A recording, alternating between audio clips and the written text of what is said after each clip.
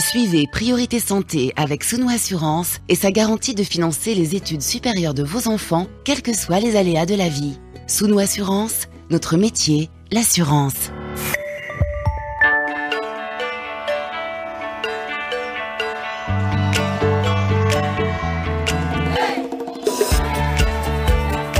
Priorité Santé, Caroline Paré. Bonjour à toutes et à tous. Nous vous proposons aujourd'hui de découvrir au cours de cette émission des syndromes psychiatriques rares qui peuvent sembler à première vue étonnants, parfois à la limite du concevable. Des troubles délirants qui plongent les patients dans un monde d'illusions, délire d'identification, comportement irrationnel, mythomanie, syndrome de Capgras ou illusion des sosies, syndrome de Cotard, négation du corps, sentiment de putréfaction de certains organes corporels, syndrome de l'accent étranger, syndrome de la main étrangère ou syndrome de Diogène, engloutis sous ses déchets. Certains de ces troubles font courir des risques réels aux sujets concernés. Ils peuvent être associés à des pathologies physiques ou mentales, consécutifs à des traumatismes. Ils peuvent plonger les individus dans une détresse profonde, tout comme l'entourage, confronté à des discours et des attitudes parfois invraisemblables. Des affections rares, ce qui peut compliquer le diagnostic comme la prise en charge, des atteintes qui affectent gravement le quotidien, d'autant plus que ces symptômes, même lorsqu'ils sont spectaculaires, peuvent s'accompagner d'une forme de déni.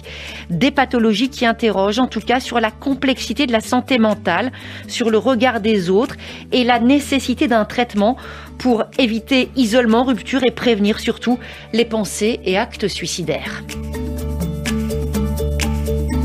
Syndrome de Frégoli, syndrome d'Alice au pays des merveilles, syndrome de Jérusalem, de Munchausen par procuration, paraphrénie, paramnésie réduplicative, oui, ou acrotomophilie. Qu'est-ce qu'il y a derrière ces noms complexes, ces troubles qui peuvent prendre des dimensions délirantes, dangereuses, morbides, même parfois sordides? Pour nous répondre, avec nous en studio, docteur Boris Chomette, bonjour. Bonjour.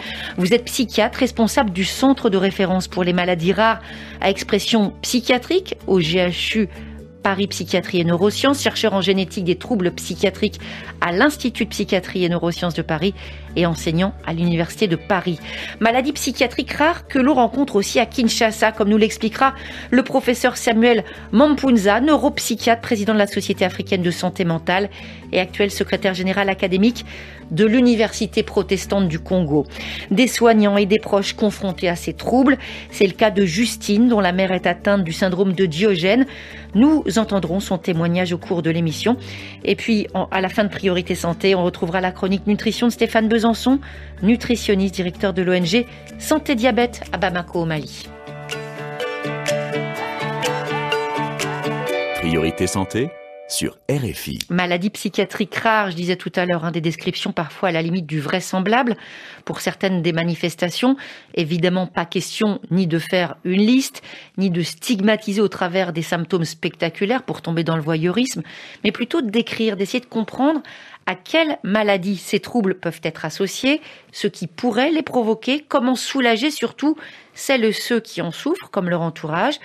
C'est donc ce à quoi on va essayer de s'attacher en votre compagnie, docteur Chomette. Peut-être pour commencer, faire une distinction assez simple, à première vue, entre maladie rare à expression psychiatrique et maladie psychiatrique rare. C'est quoi la différence ?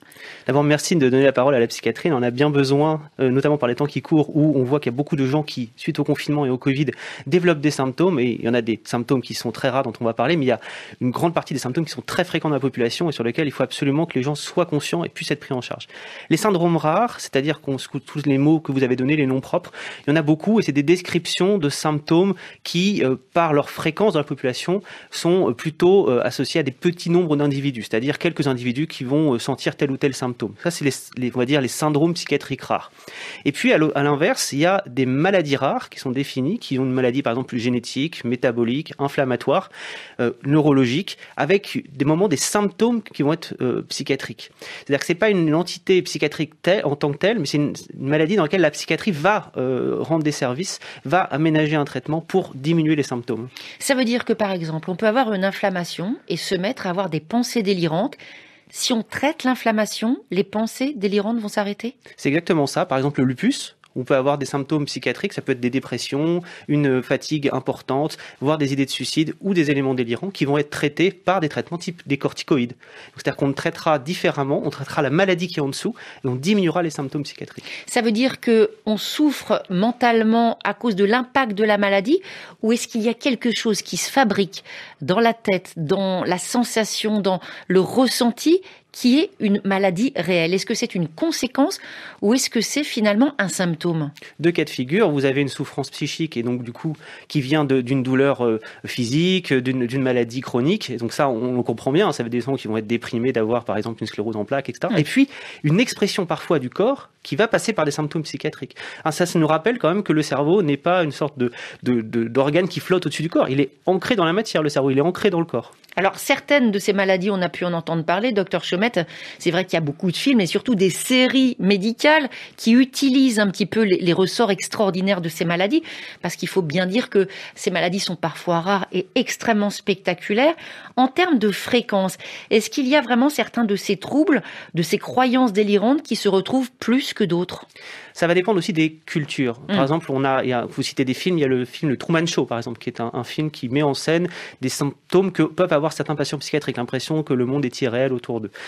En fait, ça dépend des cultures, ça dépend de l'histoire. C'est-à-dire qu'on n'a pas, au cours de l'histoire, toujours les mêmes symptômes. Il y a par exemple un moment une vague d'amnésie dissociative et de fugue dissociative, des gens qui partaient comme ça sur les routes, là c'était au 19e siècle, qui quittaient leur domicile, qui laissaient tout en plan. On a des phénomènes, par exemple dans certains coins du monde, en Asie, qui vont être propres à l'Asie. Par exemple, des gens qui vont avoir des crises de folie et qui vont se mettre à tuer au hasard dans la rue avant de retourner la violence contre eux et de se suicider.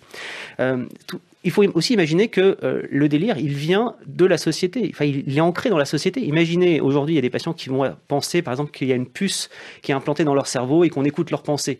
Ces choses-là, elles n'existaient pas au Moyen-Âge, par exemple. Donc c'est évident qu'on délire aussi avec le contexte dans lequel on vit.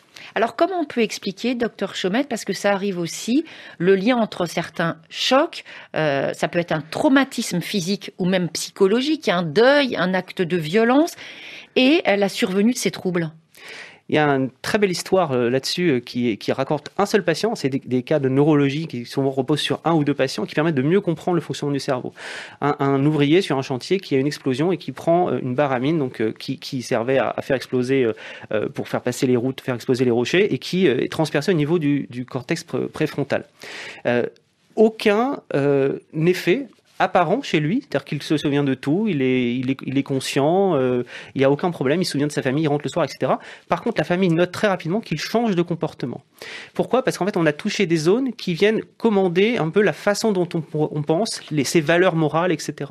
Et donc, du coup, on est, par ces histoires, ces descriptions uniques, aujourd'hui en mesure de pouvoir préciser aussi les atteintes au niveau du cerveau et ce qu'elles entraînent. On l'observe comment avec de l'exploration cérébrale, docteur Chaumette? Comment est-ce qu'on le voit? Alors, historiquement, c'était de la neuropsychologie. On faisait passer des tests aux patients et on repérait quels étaient les symptômes en fonction des différentes zones cérébrales qui étaient touchées. Aujourd'hui, on a des IRM, des imageries qui nous permettent de suivre en direct le fonctionnement du cerveau et donc de pouvoir faire des tâches aux patients et de voir quelles zones cérébrales s'allument. Alors, est-ce que ces maladies parfois un petit peu bizarres, délirantes, c'est un terrain de recherche important pour ceux justement qui essayent d'en savoir plus sur la psychiatrie, notamment en neurosciences? C'est extrêmement important. Les maladies rares, elles sont vraiment une source immense de connaissances. C'est vrai dans tout le champ de la médecine. C'est souvent par le champ des maladies rares qu'on arrive à comprendre les choses. C'est pour ça que dans les centres de référence maladies rares, qu'il y en a à l'hôpital Sainte-Anne, au GHU Paris Psychiatrie Neurosciences, mais aussi sur l'ensemble du territoire, il y a toujours un centre de référence à proximité. On a une mission aussi de recherche. C'est-à-dire qu'on comprend, on apprend des patients, on apprend des symptômes des patients. C'est extrêmement utile. Alors, un certain nombre de ces problèmes de santé mentale portent sur l'identification, là c'est très spectaculaire, des personnes qui se réveillent ou qui au fil du temps ont l'impression que tout l'entourage, c'est non plus les amis, la famille, le mari, les enfants, mais des sosies qui se sont substitués. Comment est-ce qu'on en arrive à là, imaginer cette chose qui ressemble vraiment à un film de science-fiction, même quasiment un film d'horreur? Oui, avec son pendant qui est donc ça vous évoquez le syndrome de Capgras, et le pendant c'est le syndrome de Frégoli, où on pense qu'une personne, la même personne va se déguiser pour nous suivre partout, que ce soit les amis, que ce soit la famille, etc. Donc en fait on est toujours suivi par une seule et même personne alors que c'est un collègue de travail, un voisin ou sa femme. Exactement, et d'ailleurs ça porte le nom d'un acteur italien bien connu, Frégoli, qui était capable de changer rapidement de costume entre les différents moments d'une pièce de théâtre. Et donc du coup ces syndromes-là, ils évoquent quelque chose, c'est la prosopagnosie. C'est un mot savant pour dire qu'il y a des troubles de la reconnaissance du visage. La personne est incapable de reconnaître le visage des proches. Si vous lisez si vous vous intéressez à ces histoires psychiatriques rares ou neurologiques rares, il y a un très beau livre d'Oliver Sacks qui s'appelle L'homme qui prenait sa femme pour un chapeau. C'est un homme qui est complètement capable d'être dans la vie de tous les jours, de pouvoir s'habiller, de pouvoir marcher, etc. Mais il n'arrive plus à reconnaître le visage des autres. Et à un moment, il y a ce fameux geste où il attrape la tête de sa femme et il essaie de la mettre sur sa tête comme si c'était son chapeau.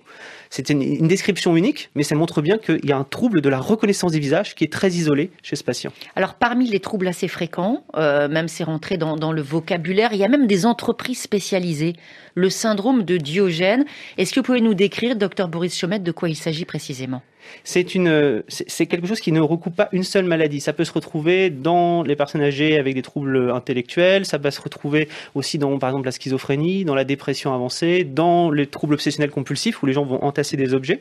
Et donc, en général, il y a une atteinte de l'hygiène personnelle de l'individu et puis, en même temps, une accumulation d'objets de manière éparse avec des gens qui vont ne pas du tout vider leurs poubelles, qui vont entasser les objets à domicile, des gens qui vont, par exemple, récupérer des téléviseurs dans la rue et les stocker dans leur garage, ce genre de choses. Et donc, on comprend qu'il y a des entreprises spécialisées qui doivent venir pour pouvoir vider l'appartement avec des gens qui, des fois, se retrouvent ensevelis sous les déchets.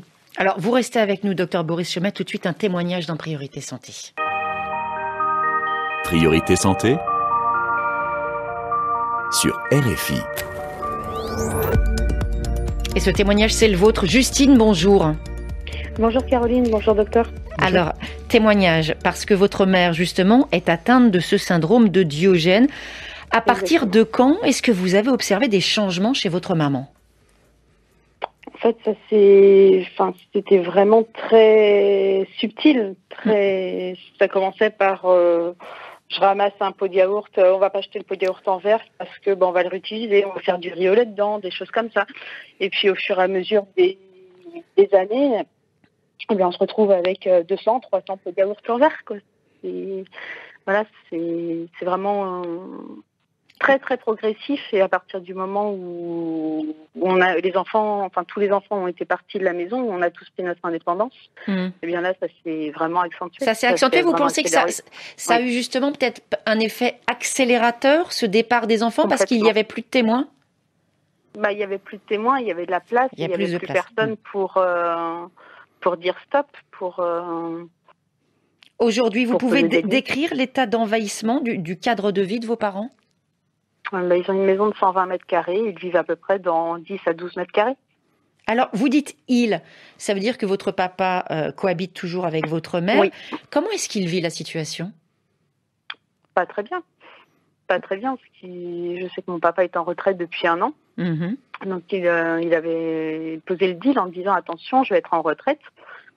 On fait du vide dans la maison. On récupère de la place, on fait tout ce qu'il y a à faire et après j'entretiens. Mais on le fait à 2.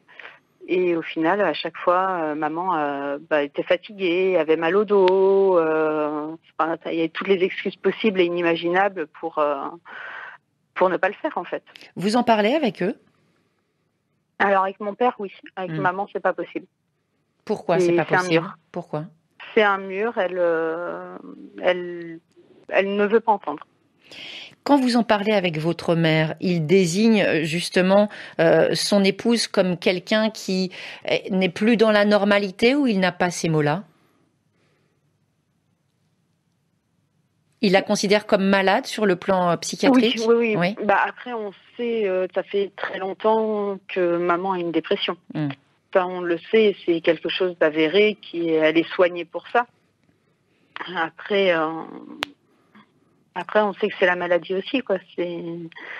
Le nom a été mis par un médecin sur sa maladie. On a prononcé le mot syndrome de Diogène ou pas, non ? Non, pas du tout. En fait, on est sûr à 99% parce que, vu l'état de la maison, vu son état à elle physiquement, Et psychologiquement, voilà, on en est sûr à 90%, parce qu'elle coche entre guillemets toutes les cases. Après, j'ai voulu, là ça faisait 5 ans que je n'avais pas été chez mes parents. Justine, est-ce que ça vous rassurait que le diagnostic soit posé pour votre mère ? Ça permettrait une prise en charge, en fait. Parce que pour l'instant, elle est prise en charge pour la dépression, mais pas pour ses troubles associés. C'est tout, en fait. Voilà, c'est ce que j'allais vous dire, c'est que ça faisait 5 ans que j'avais pas été chez mes parents. J'y suis allée à l'automne. Ouais. Il a fallu que j'ai dû prendre un Airbnb. Je suis allée avec ma fille et j'ai dû prendre un Airbnb pour aller voir mes parents, qui sont à 3 heures de route. Et j'ai dû insister pour aller, ne serait-ce qu'aux toilettes chez mes parents et me changer avant d'aller récupérer les clés de l'Airbnb. Et quand j'ai vu l'état de la maison, j'ai fait une brève vidéo et en rentrant chez moi 3 jours après, j'ai voulu contacter son psychiatre qui a refusé de me prendre au téléphone. On entend, Justine, que vous souffrez de la situation. Votre maman, est-ce qu'elle en souffre de cette situation ? Je pense. Ouais. Je pense. Elle ne peut pas bien le vivre. Elle ne peut pas prendre sa petite fille en garde parce que la maison est dangereuse. Il ne reçoit personne. Ça la prive de beaucoup de choses. On va vous retrouver tout à l'heure, Justine, si vous le voulez bien. Docteur Boris Chaumette, on entend la mère de Justine qui refuse d'en parler. Est-ce que justement, pour un certain nombre de ces maladies psychiatriques, il y a un vrai déni des patients ? Et dans ce cas-là, comment on peut faire pour les aider ? Alors, le déni fait partie souvent de la maladie psychiatrique. D'ailleurs, c'est intéressant parce qu'on utilise le mot déni en psychiatrie, alors qu'en neurologie, on utilise un autre mot qui s'appelle anosognosie, qui est probablement beaucoup plus compliqué à retenir. Mais comme s'il y avait dans la psychiatrie un effort du patient pour dénier les troubles, alors qu'en neurologie, ça appartiendrait directement à la maladie. Donc, à mon avis, déjà un petit élément sémantique là qui montre un peu la différence qu'on se fait entre la psychiatrie serait presque un peu de la faute du patient, c'est évidemment pas de la faute du patient, alors qu'en neurologie, on trouverait une excuse un peu organique. Mais il y a des grandes maladies psychiatriques comme la schizophrénie. Beaucoup de personnes schizophrènes ne reconnaissent pas la réalité de leur maladie, ne se reconnaissent pas comme malades. Ça ne veut pas dire qu'ils disent que la maladie n'existe pas, mais en tout cas, elle ne les concerne pas eux. Exactement. Les gens vont être capables de dire qu'ils ont une maladie psychiatrique sans préciser le terme. Par exemple, de dire j'ai une dépression plutôt qu'une schizophrénie ou j'ai de l'anxiété plutôt qu'un des éléments délirants. Donc, bien sûr, ça fait partie de la prise en charge. C'est très important d'ailleurs de travailler avec les familles à ce sujet-là, parce que les familles sont conscientes des troubles. Justine, elle le dit très bien pour ça.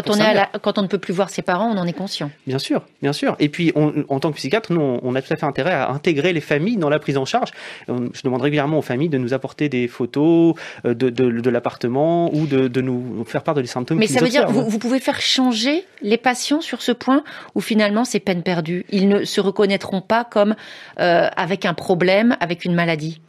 Non, c'est-à-dire que si vous restez juste sur une prise en charge superficielle par la discussion, il y a un moment où vous ne combattrez pas la partie déni du trouble, si on l'appelle comme ça. En revanche, les traitements vont améliorer les symptômes et faire prendre conscience à la personne. Ça veut dire des médicaments. Ça veut dire des médicaments. Il faut que la dépression de la maman de Justine soit traitée par des médicaments efficacement. Alors, je ne sais pas quel est le traitement, évidemment, et on ne peut pas le dire en antenne, mais c'est évidemment important qu'il y ait un traitement de fond de la maladie psychiatrique derrière. Ça veut dire qu'il va falloir un traitement pour la dépression, un traitement pour le syndrome de Diogène, d'où l'importance de poser le diagnostic ? Alors, c'est surtout le traitement de la dépression qui va être important. Après, le syndrome de Diogène, il est consécutif à la dépression probablement et à l'accumulation, et donc ça, ce sera le nettoyage de la maison. Mais est-ce que la dimension de temps, excusez-moi, entre en compte ? C'est-à-dire que plus ça s'installe, plus c'est profond ou pas forcément ? Il faut intervenir le plus vite possible. Ça, on le sait, parce que les troubles vont avoir tendance sinon à se chroniciser, la personne va s'enfermer dans ses symptômes, et donc c'est un plaidoyer un peu pour l'intervention le plus tôt possible en psychiatrie. On va y revenir. On va poursuivre cet échange dans quelques minutes. On se retrouve juste après Son Senga, titre de Conti Bilong.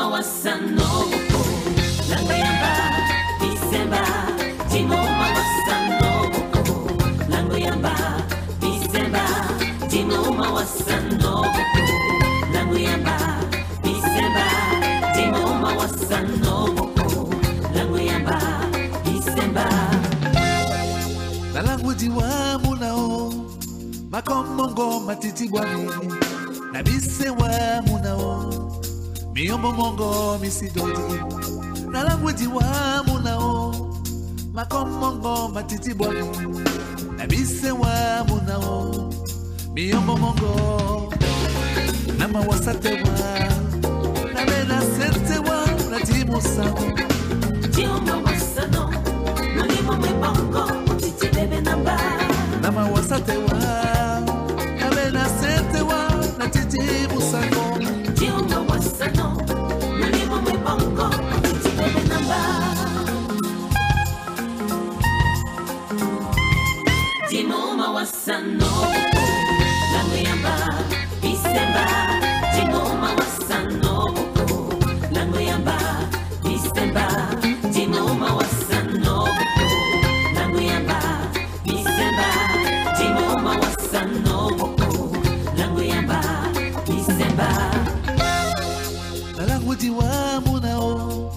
Makomongo matiti bwani na bisewa munao miyombo mongo na mawasatewa na mena sentewa na timu sango tiuma wasano mulimo mwebongo utiti bebe na ba na mawasatewa na mena sentewa na titimu sango tiuma wasano mulimo mwebongo utiti bebe na ba.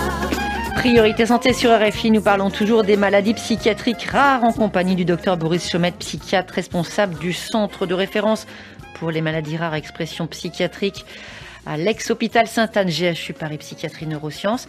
Toujours avec nous en ligne, Justine, qui témoigne des changements observés chez sa maman, votre mère concernée par le syndrome de Diogène. Justine, accumulation, stockage, récupération, et puis ce sentiment d'impasse. Justine, est-ce que vous en avez parlé à des médecins, à ces médecins directement? En fait, j'ai contacté, suite à la visite chez mes parents, j'avais contacté sa psychiatre. Et la seule réponse que j'ai, c'est je lui dis bonjour, je suis mademoiselle Intel, vous suivez maman, j'aimerais vous parler. Et elle me dit, non, je ne vous écouterai pas, je vais en informer votre mère que vous m'avez appelé. Au nom du secret médical. Mais je lui dis, mais je ne veux pas d'information en fait, je veux juste vous transmettre une info. Et si vous en parlez à maman, ça va être très compliqué. Et résultat des comptes, j'ai été quasiment 6 à 8 semaines sans avoir de nouvelles de ma mère suite à mon appel à son psychiatre. Parce qu'elle était vexée? Oui. Elle était vexée. Et votre père, est-ce que justement, si vous n'arrivez pas à agir par le biais du médecin et de votre maman... que j'ai appelé son psychiatre. J'avais le feu vert de mon père pour appeler le psychiatre. Est-ce que le psychiatre, votre papa accompagne votre maman en séance? Alors, il l'a vu une fois et en séance, ça s'est pas hyper bien passé a priori. Mais ma mère n'est pas consciente de la réalité de son état et elle raconte 10% de ses symptômes. De la réalité. De la réalité. Sa réalité. Alors, vous le savez, on a un psychiatre avec nous en studio, Justine. Lui, il va accepter de vous répondre, bien sûr, pas sur tout le fond de ce problème qui dépasse largement le cadre d'une seule émission. Est-ce qu'il y a une question que vous souhaiteriez poser au docteur Chaumette qui est avec nous? Comment on peut faire? Qu'est-ce qu'on peut faire pour l'aider? C'est une immense question qui se pose parce que vous avez essayé de joindre ce médecin, vous avez essayé de parler à votre maman. Aujourd'hui, vous êtes à l'écart de cette vie avec les grands-parents qui peut être si précieuse aussi pour vos enfants. Docteur Boris Chaumette. En fait, mes parents voient ma fille. Voilà, à l'extérieur de la maison. Chez moi. Mais le problème, c'est qu'un jour, ils ne seront plus capables de faire les 3 heures de route. Et là, ce sera compliqué. Docteur Chaumette, comment vous réagissez à ce témoignage? C'est malheureusement le cas que les familles ne sont pas assez écoutées en psychiatrie. Il faut absolument que les psychiatres aient conscience que les familles sont au premier plan et en première ligne face à la prise en charge de leurs proches. Et c'est eux souvent d'ailleurs sur lesquels on sait s'appuyer quand on est psychiatre pour les faire sortir les proches d'hospitalisation, leur demander si les proches ont bien suivi le traitement, etc. Donc je comprends pas bien l'attitude de ne pas recevoir les familles, mais je pense que il faudrait probablement insister auprès de ce psychiatre. Alors je ne sais pas si c'est du tout un psychiatre libéral en centre médico-psychologique ou quoi, mais en tout cas il faut libéral. Il faut peut-être questionner le fait de changer de professionnel. C'est toujours très compliqué, mais en tout cas si on voit qu'à un moment les choses n'avancent pas avec un professionnel, avec une prise en charge, il faut changer la prise en charge. Ça c'est clair. Je pense qu'il ne faut pas s'enterrer dans une prise en charge qui ne fonctionne pas et qui s'éternise et qui n'apporte pas de solution. Et peut-être trouver un écho plus favorable de la part d'un médecin généraliste qui serait plus à l'écoute peut-être pour vous justement vous entendre et ne pas rester justement dans cette optique du face-à-face entre le patient et le médecin. Tout à fait. Et puis il y a des centres médico-psychologiques que vous pouvez solliciter avec, quand c'est possible, en fonction des moyens et des zones géographiques, les possibilités des fois de faire des visites à domicile. Il y a des infirmiers, des médecins qui peuvent aussi venir à domicile, constater les choses. Donc à mon avis, c'est peut-être une solution que vous pourriez saisir. Voilà, Justine, on vous remercie en tout cas infiniment pour ce témoignage. On a bien compris le désarroi des proches, on se pose des questions, y compris quand on ne connaît pas certains syndromes. On va parler de l'un d'entre eux tout de suite. C'est le syndrome de Cotard. Est-ce que vous pouvez nous décrire de quoi il s'agit, Dr Boris Chaumette? Alors c'est un syndrome qui est très lié à la dépression, où les gens vont avoir l'impression qu'une partie de leur organisme ne fonctionne plus, voire qu'ils ont été amputés d'un bras, d'une jambe, que leurs intestins sont bouchés, et ça va aller jusqu'à l'idée même qu'on est mort. Et comme les personnes se rendent compte qu'elles ne sont pas physiquement, qu'elles n'ont pas physiquement disparu, qu'elles sont toujours là, souvent ça va donner une idée derrière d'éternité, de damnation. Je suis immortel et en même temps je suis mort, des choses très très compliquées à concevoir, mais avec cette souffrance qui est très liée en fait à ces symptômes et du coup qui sous-tend une forme très sévère de dépression. Et quand vous avez lu sur le site de RFI de Priorité Santé la description de ce syndrome de Cotard, Aboubacar, ça vous a fait penser à votre sœur. Aboubacar, bonjour. Bonjour Caroline, bonjour Dr Chaumette. Bonjour. Alors, vous êtes en ligne de Conakry, en ligne de Guinée. Expliquez-nous justement le lien que vous avez fait entre cette maladie, on va le dire très bizarre, c'est pas un jugement, c'est la réalité. Pensez qu'on a un organe mort alors qu'on respire, pensez qu'on a une partie de notre corps qui ne sert à rien alors qu'on est bien là. Ça peut paraître compliqué à comprendre pour tout le monde sur la planète. Comment ça se passe chez votre sœur Aboubacar ? Bon, ça se passe vraiment très mal. Ma sœur, elle souffre d'une maladie dont les symptômes sont identiques à celles du syndrome de Cotard. À cet effet, je voudrais savoir comment diagnostique-t-on cette maladie. Est-ce qu'il y a un traitement? Si oui, lequel? Et qu'est-ce que je peux savoir ou faire vu que je vis avec elle? Parce que vous voulez l'aider, Aboubacar. Décrivez-nous, expliquez-nous ce dont souffre votre sœur, ce qu'elle décrit sur son corps, sur son ressenti. Qu'est-ce qu'elle vous dit? Elle me dit souvent qu'elle a l'impression que son estomac ne fonctionne pas, au fait son type digestif. Il n'y a pas de sang qui circule dans son corps. Elle est morte, ressuscitée. Il y a souvent des chenilles qui marchent dans son corps, tout ça. Est-ce qu'elle a une dépression? Est-ce qu'elle est déjà allée voir un psychiatre? Elle n'est pas allée voir un psychiatre. On est parti en médecine générale. Vu qu'on ne comprenait pas ses plaintes, on l'a amenée en médecine générale. Donc on est resté 10 jours à l'hôpital et ils nous ont dit de revenir à la maison. Que physiquement, elle se portait bien. Mais elle continue toujours à se plaindre et on est en train de chercher un rendez-vous avec un psychiatre pour l'amener. Est-ce qu'elle a vu un tradi, votre sœur, ou pas vraiment? Non. Non, pas vu de tradi. Et justement, vous cherchez un psychiatre. Est-ce qu'il y en a des psychiatres dans votre entourage? Est-ce que vous avez déjà été voir un psychiatre dans la famille ou c'est quelque chose qui vous est complètement étranger? C'est vraiment quelque chose qui nous sommes étrangers parce qu'on ne connaissait pas l'existence de cette maladie. Mais vous sentez que votre sœur, elle souffre et vous avez envie de l'aider, c'est ça, Aboubacar. Et puis, comme vous vivez avec elle, j'imagine que ça complique aussi le quotidien de la famille. Vraiment, oui. Alors, je me tourne vers le docteur Boris Chaumette. Évidemment, pas du tout la même offre du tout en psychiatrie, qu'on soit à Conakry ou à Paris, c'est évident. Mais en tout cas, le fait qu'Aboubacar pense accompagner sa sœur chez un psychiatre, c'est vraiment quelque chose qu'on peut lui conseiller, c'est une bonne chose. Ah, il faut absolument le faire et bravo d'abord à l'émission qui permet que les gens prennent conscience que les troubles dont souffrent leurs proches sont d'origine psychiatrique et alimente le fait qu'il faut intervenir et qu'il y a des prises en charge possibles. Dans le cas de la sœur d'Aboubacar, un traitement antidépresseur est absolument nécessaire pour faire régresser la dépression et faire disparaître le syndrome de Cotard. Et c'est aussi important de comprendre que les petits signes qui apparaissent, et souvent apparaissent progressivement, doivent être pris assez rapidement en charge. Mais ça veut dire que ces médicaments, ils peuvent vraiment aider, vraiment soulager ? Complètement. Est-ce que vous avez soigné des gens comme ça? Est-ce que vous avez vu des changements assez spectaculaires? Parce que on entend chez Aboubacar, on va dire jusqu'à il y a quelques jours, il ignorait même si sa sœur pouvait être soignée.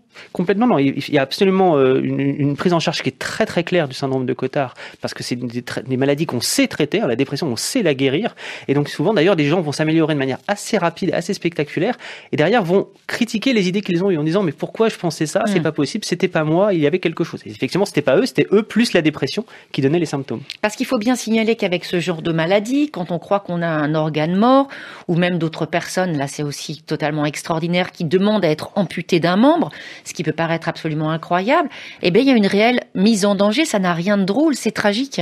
C'est extrêmement tragique avec des gens qui vont des fois commettre des suicides ou se faire du mal eux-mêmes physiquement.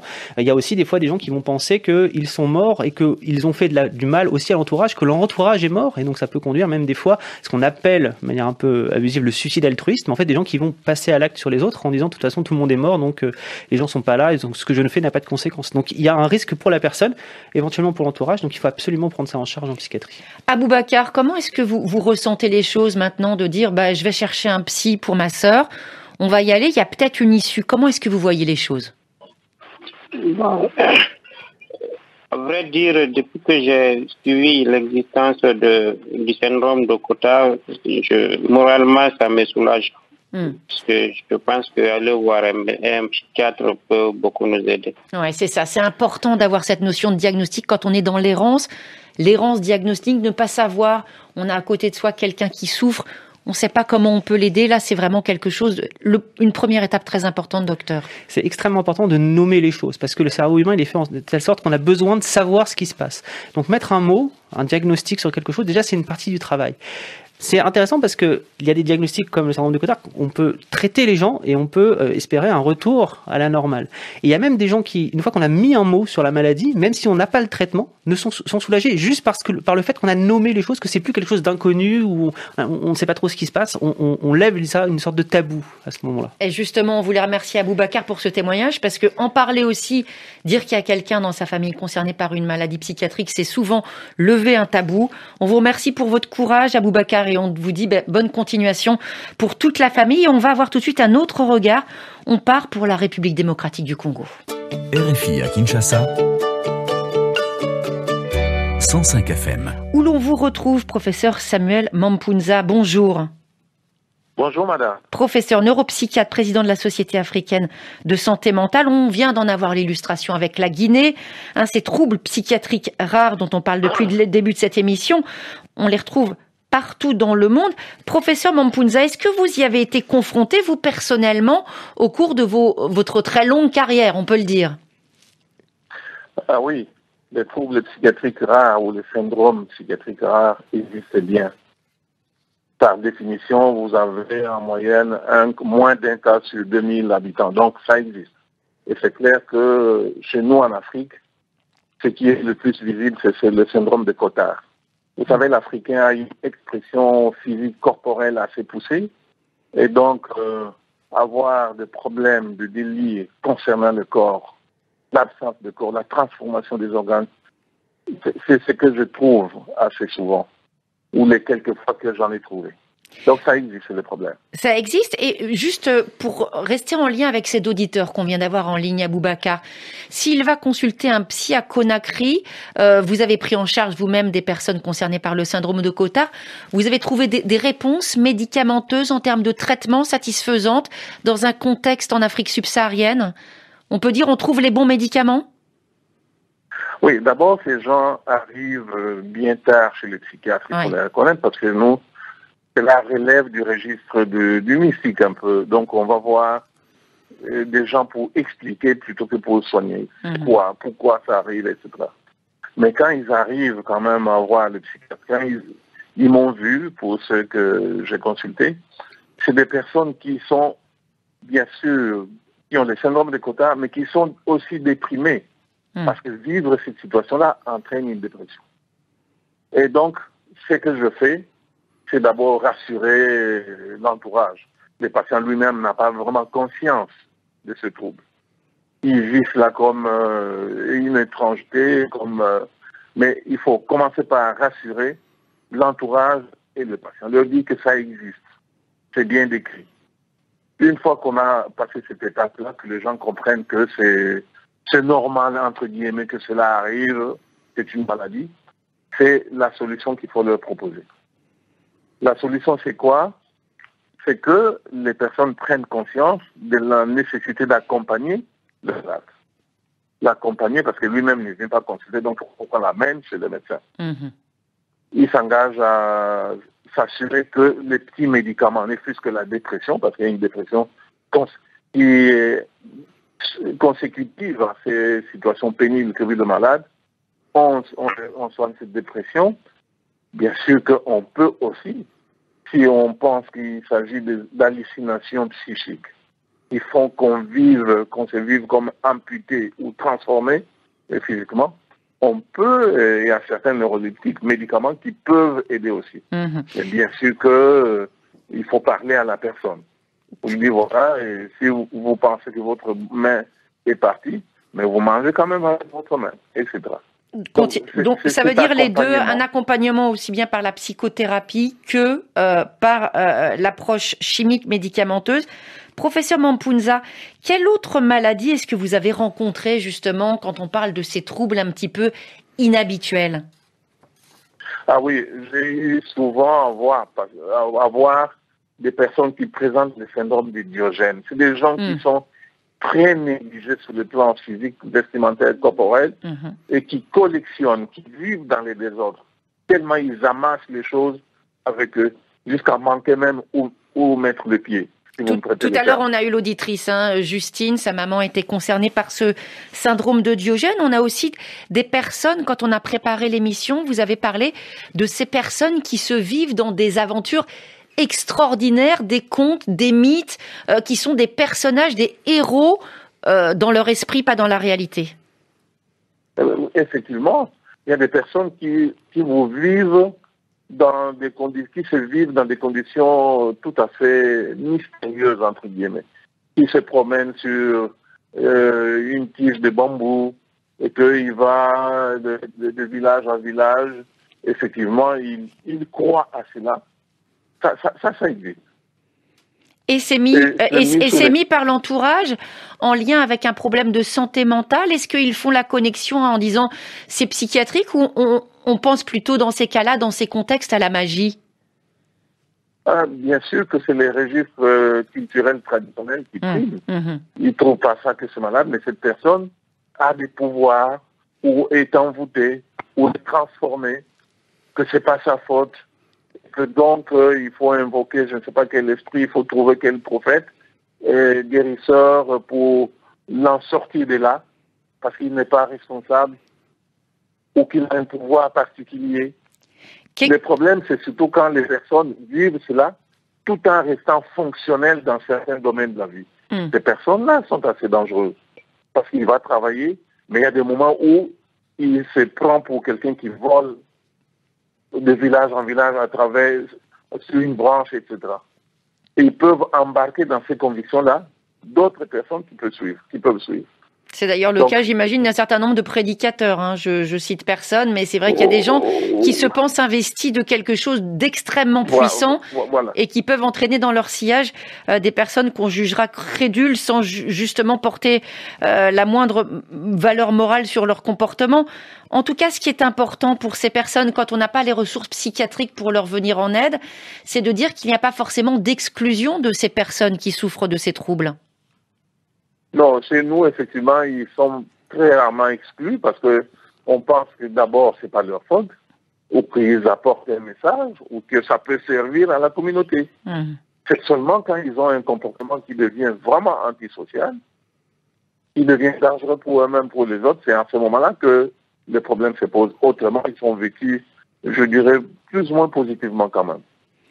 On vous remercie infiniment, professeur Samuel Mampounza, pour votre éclairage. C'était vraiment très intéressant. Merci d'avoir répondu à nos questions. Très bonne journée à Kinshasa. Docteur Boris Chaumette, on disait tout à l'heure, des troubles, des manifestations en fonction de la géographie, des milieux culturels. Et on le voit aussi, l'acceptation, l'inclusion du patient dans la cité qui va dépendre de notre cadre de vie également. Complètement, on le voit très bien, on n'a pas la même vision en France que, par exemple, de ce que racontait le collègue de Kinshasa, où nous, on va souvent avoir tendance à exclure les gens de la société, ceux qui nous font peur, ceux qui sont différents, ceux qu'on ne comprend pas. On a tendance à les exclure, à les stigmatiser. Je pense que c'est quelque chose qu'il faut qu'on arrive à casser cette image-là, parce qu'aujourd'hui, malheureusement, le fait de stigmatiser les gens, d'abord, ça les fait souffrir, évidemment, mais en plus, ça retarde l'accès aux soins, ça retarde le fait de pouvoir leur offrir des prises en charge efficaces. Alors, quand on parle du vocabulaire, de la santé mentale, est-ce que ces troubles psychiatriques, ça entre dans la catégorie des troubles psychotiques ou est-ce que c'est pas du tout ça? Psychotique, ça veut dire qui, en fait, rompt avec la réalité, qui sort de la réalité. Donc, par exemple, quand vous imaginez que vous avez les disparitions d'un organe, vous avez une perte de contact avec la réalité. Donc, c'est des éléments psychotiques. Mais on peut avoir une psychose dans différentes maladies. Par exemple, dans le syndrome de Cotard, c'est lié à une dépression, et donc on dira dépression avec éléments psychotiques. Donc, après, il y a des maladies qui, par essence, sont psychotiques. La schizophrénie, c'est un trouble psychotique. Est-ce que la prise de substances, je pense bien sûr à la consommation de certaines drogues, pas forcément d'ailleurs uniquement ce qu'on appelle les drogues, ça peut être aussi de l'alcool, ce qui est aussi une drogue, peut déclencher ce type de manifestation? Oui, il y a beaucoup de drogues qui sont connues pour déclencher des troubles psychiatriques, notamment le cannabis, et encore plus puisqu'il y a en ce moment une arrivée de nouvelles molécules en fait. Le marché de la drogue est en perpétuelle évolution, et donc vraiment c'est un message pour les auditeurs, faites très attention avec les nouvelles substances qui sortent, on ne sait pas ce qu'il y a dedans, et il y a des patients qui vraiment développent des troubles psychiatriques irréversibles après une consommation d'une drogue particulière. Attention, c'est pas parce que ça ressemble à un cachet, ça ressemble à un médicament que c'est sans danger. Ça peut même être pire que les médicaments, et c'est souvent le cas d'ailleurs. Alors, ces troubles qui nécessitent une prise en charge psychiatrique, on l'a bien compris, docteur Boris Chaumette, mais on le voyait tout à l'heure aussi avec l'auditrice, avec Justine, ce témoin qui nous disait, la psy, elle veut pas me prendre en ligne, tout simplement, et ça peut arriver quand on a des patients qui sont adultes, qui ne sont pas sous contrainte, pour le vocabulaire psychiatrique. Des fois, c'est difficile d'avoir le psychiatre en ligne du patient, que ce soit une mère, une fille ou un conjoint.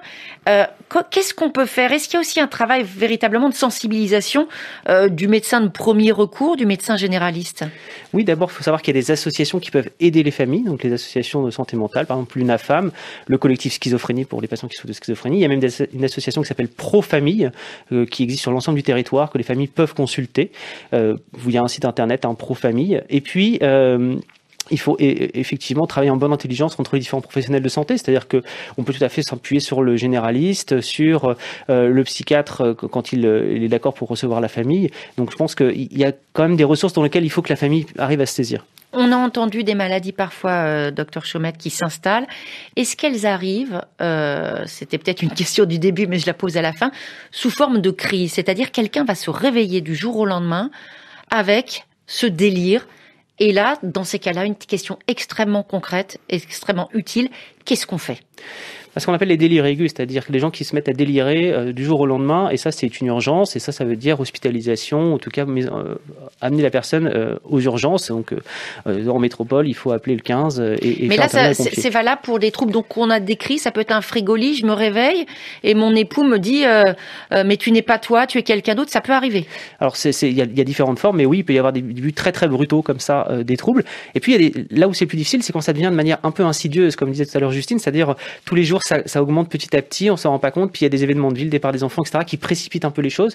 Et là, souvent, c'est ce qui conduit à un retard d'accès aux soins, parce qu'en fait, à quel moment on intervient? Le jour où il y a des propos bizarres un peu, à quel moment? Et donc, c'est là où, en fait, il faut pas hésiter à en parler au médecin de famille et éventuellement consulter un psychiatre. On vous remercie infiniment, docteur Boris Chaumette, pour toutes ces explications, d'avoir répondu à notre invitation aujourd'hui dans Priorité Santé. Je rappelle que vous êtes psychiatre responsable du Centre de référence pour les maladies rares à expression psychiatrique au groupe hospitalo-universitaire Paris Psychiatrie et Neurosciences ex-Sainte-Anne.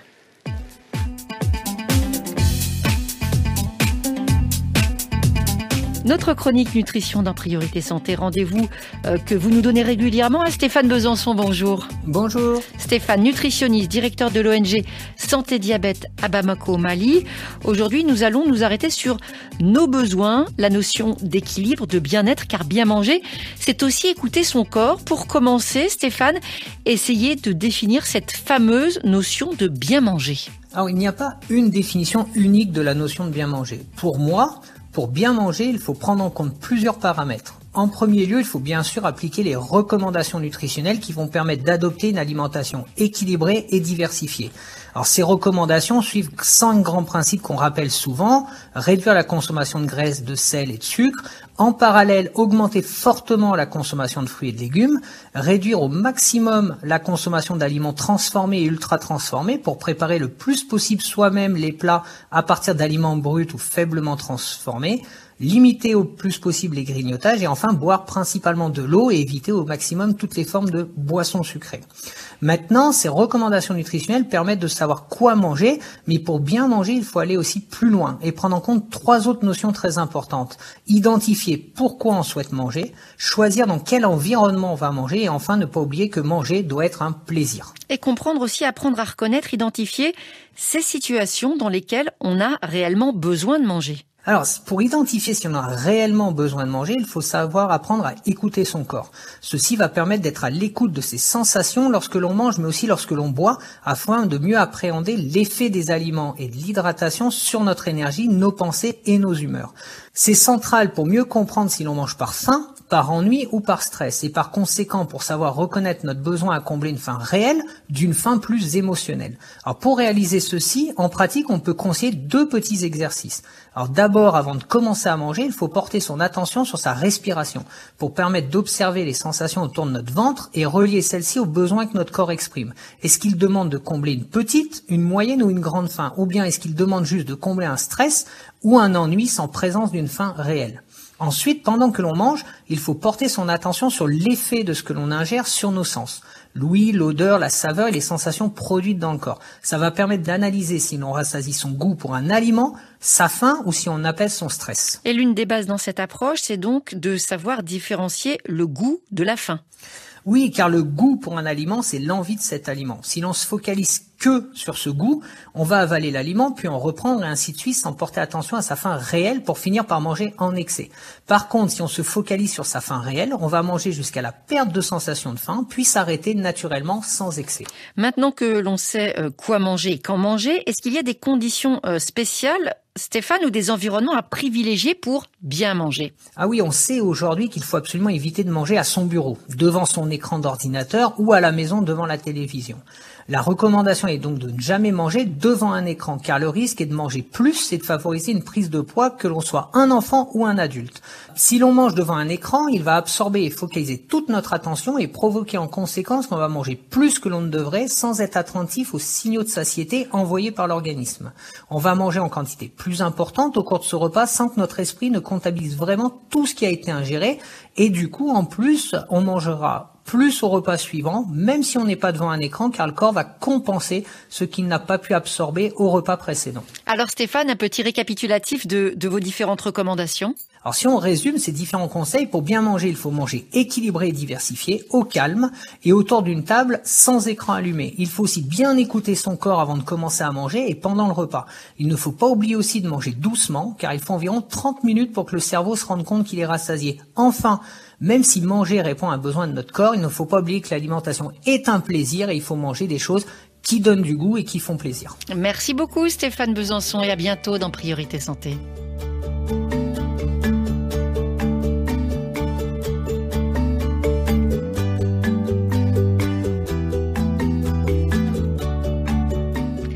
Et Priorité Santé touche à sa fin. Merci à toute l'équipe qui chaque jour fabrique, réalise votre émission. Aujourd'hui, Ophélie Lassène, Louise Calédec, Stéphane Elsli, Steven, bien sûr, pas Stéphane, et Laurent Hérault. Où avais-je la tête? Demain, nous parlerons de la pandémie de Covid-19. Nouvel état des lieux en cette rentrée.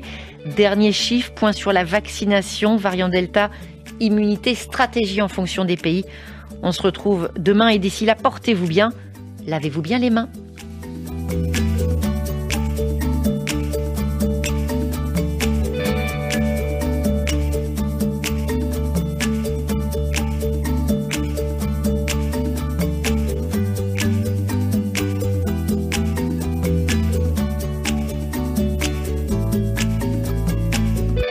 Vous avez suivi Priorité Santé avec Sounou Assurance qui assure les études de vos enfants, quels que soient les aléas de la vie. Sounou Assurance, notre métier, l'assurance.